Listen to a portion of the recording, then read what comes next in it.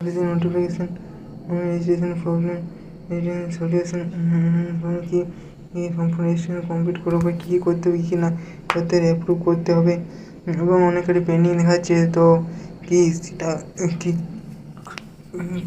কি কি পেন্ডিং যে তবে সেটা অ্যাপ্রুভ করতে হবে, আরও 7 দিন টাইম লাগবে। তো এই ছিল আপডেট। ভিডিও যদি ভালো লাগে থাকে লাইক কমেন্ট সাবস্ক্রাইব করে সাথে প্রচুর পরিমাণে বন্ধু